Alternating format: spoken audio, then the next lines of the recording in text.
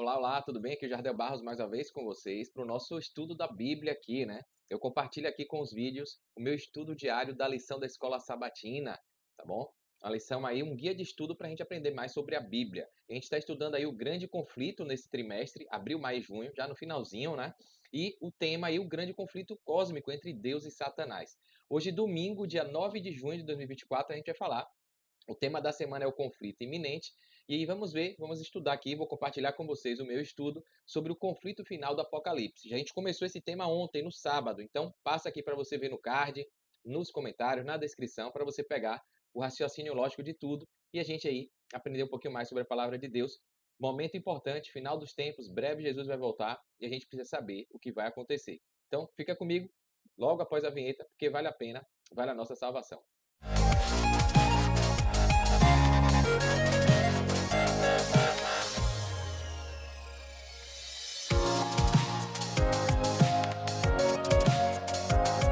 Maravilha, né? Vamos lá então, uma rápida oração. Querido Deus amado Pai, muito obrigado pelo dia, né, pelo privilégio de estudar a Tua palavra. Me ilumina nesse momento. Abençoa todas as pessoas, Senhor, que estão buscando entender o desfecho da humanidade.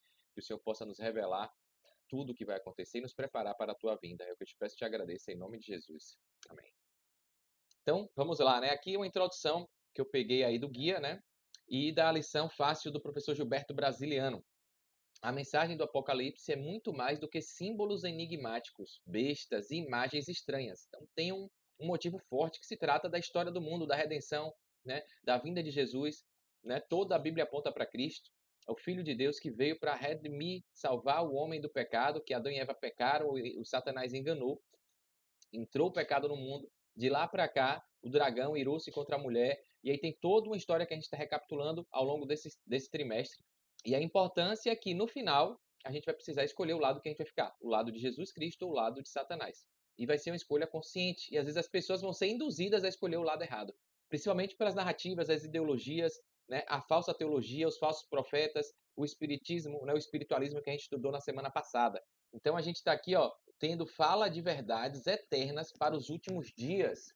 O conflito entre Cristo e Satanás, iniciado no céu, será concluído aqui na terra, né? O conflito gira em torno da adoração. O diabo sempre quis usurpar o trono de Deus, ser adorado. Ele deixou, né, de ser Lúcifer, o anjo de luz que protegia ali, que era o chefe do coro dos anjos, regente do coro celestial, e ainda funcionava ali como uma espécie de protetor da presença de Deus. Ele deixou o orgulho, a vaidade, a inveja e acabou, né, usurpando, querendo ser Deus, né? Querendo ser criador e não criatura. Né? E de lá para cá ele tem feito o homem também errar por esse mesmo erro, uma crise de identidade, tá bom? Então, a gente vê as narrativas, as ideologias, tudo levando a humanidade a se distanciar de Deus, né? Então aqui, o livro do Apocalipse nos fala de verdades eternas e práticas e nos mostra que dentro do contexto dos enganos de Satanás para os últimos dias, poderemos ver pelas profecias um panorama global dos acontecimentos. E através disto poderemos nos preparar, nos precaver contra os enganos que virão no final do grande conflito. A gente já teve perseguição, mudança de lei, como a Bíblia fala, a profecia fala, a besta mudaria, né? O diabo mudaria a lei e os tempos, e é o que está acontecendo. Diante disso, devemos ter em mente que tudo isso será em tempos difíceis por causa da fúria do dragão, que deseja adoração e que se oporá a Deus e ao seu povo fiel. Então ele vai fazer de tudo para que as pessoas adorem a ele, tá? E negligenciem a Deus, tá bom?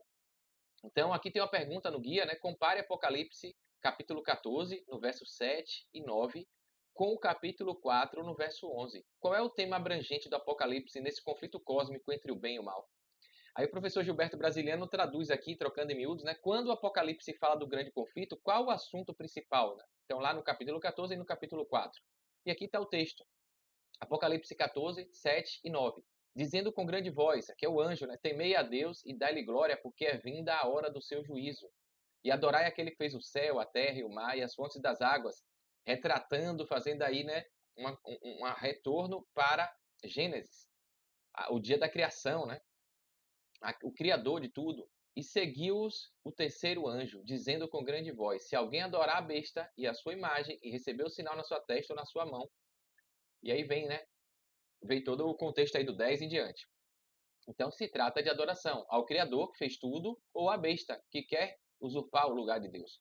Capítulo 4 fala: Digno és, Senhor, de receber glória e honra e poder, porque tu criaste todas as coisas e por tua vontade são e foram criadas. Então, mais uma vez, mostrando a questão da adoração ao Criador, né?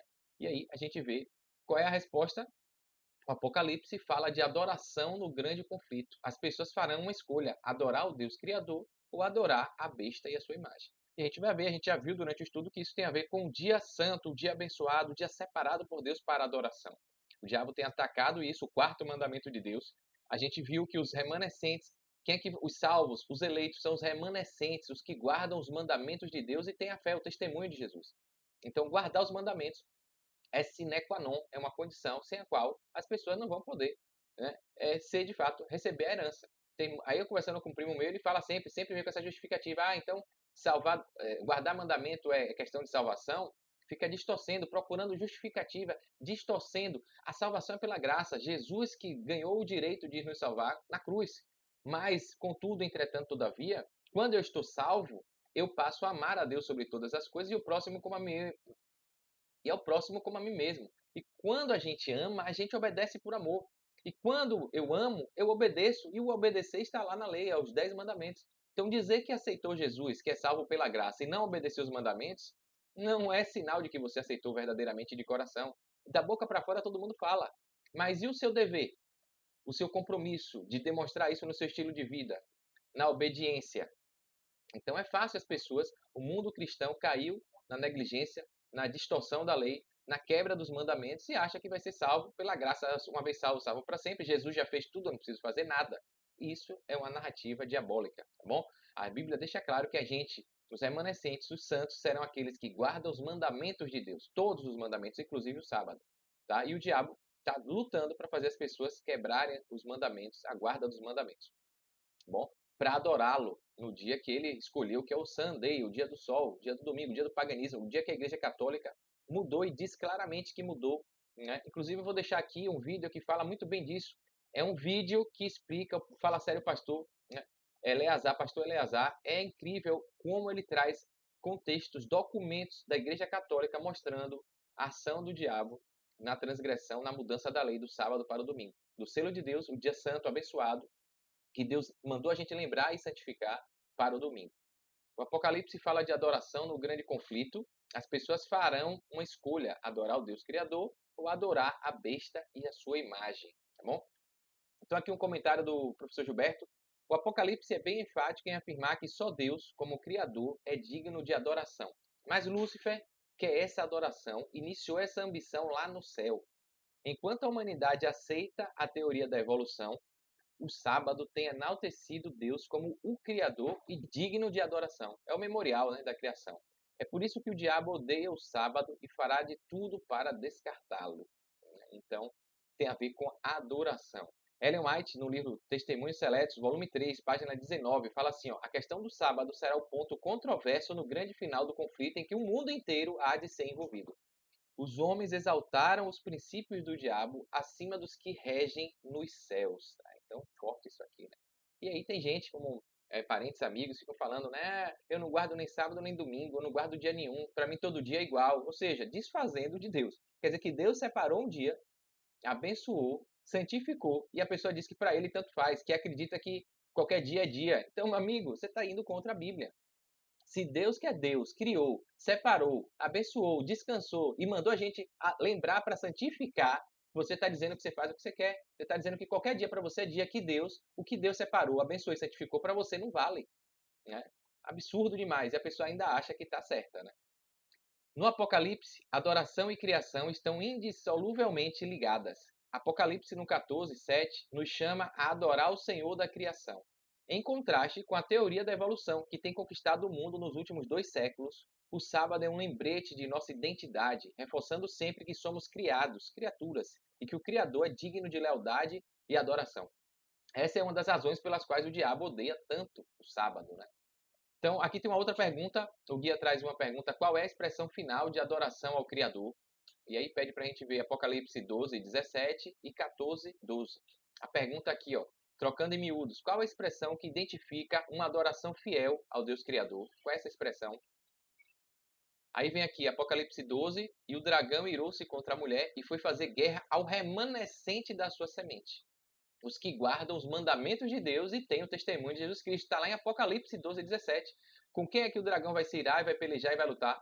A mulher que era ali, né, de branco e tal, que se prostituiu no deserto, e aí quase não acha mais ninguém, só achou um pouquinho, um remanescente da descendência da mulher, porque o resto tudo se prostituiu. A Babilônia, a prostituta e as meretrizes, a igreja cristã protestante, né, tudo transgredindo a lei. E aí, aqui Apocalipse deixa claro que ele vai se irar, ele vai brigar com quem está ainda fiel a Deus. E quem são essas pessoas? Os remanescentes que guardam os mandamentos de Deus e têm o testemunho de Jesus. E Apocalipse 14, 12 fala: aqui está a paciência dos santos, que de fato amam e esperam a volta de Jesus. Aqui estão os que guardam os mandamentos de Deus e a fé em Jesus. Os que guardam, os que perseveram, os que continuam mantendo o hábito, a cultura, a tradição. E aí tem gente que vem dizer que Jesus aboliu a guarda do sábado, né? Ele veio cumprir a lei e aí cumpriu, aboliu. Eu nunca vi cumprir. Cumprir é para dar exemplo, para ser seguido, né? Então, exemplo arrasta. Então, Jesus veio cumprir para mostrar que é para fazer. A pessoa interpreta que Jesus veio cumprir para abolir, enquanto a própria Bíblia fala que Jesus não veio abolir nada. Eu não vim abolir lei nenhuma, nem profeta, nem lei. E as pessoas distorcem a Bíblia, né? Resposta. Qual é a expressão final? Os que guardam os mandamentos de Deus e têm a fé em Jesus. Isso mostra que a pessoa é um adorador pela obediência aos mandamentos e a fé em Jesus. Então, aqui o comentário do professor: se uma pessoa adora a Deus e o ama e guarda seus mandamentos por amor, torna-se inimigo direto ao diabo e estará na mira da besta, que exigirá reverência aos seus decretos para a adoração no domingo, chamado também de sábado falsificado. Ellen White escreveu: os que têm profanado a lei, substituindo o santo sábado de Deus pelo falso sábado, e que impõem a observância desse falso sábado, exaltam a si mesmos acima de Deus e honram mais o espúrio que o genuíno. Eventos finais 221. Página, né? Na vida cristã exercida no tempo do fim, não poderemos ter nenhuma dúvida quanto à lei de Deus e à fé em Jesus. Qualquer dúvida se tornará um ponto de apoio para o diabo dominar. Forte, né? Então, vamos ver aqui, finalzinho aqui, um comentário do guia de estudo também. Adorar o Criador por meio da observância dos mandamentos divinos está em oposição direta à adoração à besta. No fim dos tempos, Deus terá um povo leal a ele, apesar da oposição e perseguição mais feroz da história. Ao passo que a observância do falso sábado, que é o domingo, né, de acordo com a lei do Estado e de forma contrária ao quarto mandamento, será uma declaração de fidelidade ao poder que está em oposição a Deus. A guarda do verdadeiro sábado será uma prova de lealdade ao Criador. Quem está falando isso é Ellen White no livro Grande Conflito, né, na página 503, na Casa Publicadora Brasileira, publicado em 2021. Apocalipse, capítulo 14 e 12, afirma que os fiéis terão a fé em Jesus, que é uma fé tão profunda que confia quando não consegue ver e persevera quando não pode entender. É um dom de Jesus recebido pela fé e que nos conduzirá em meio ao conflito iminente. Amém, né?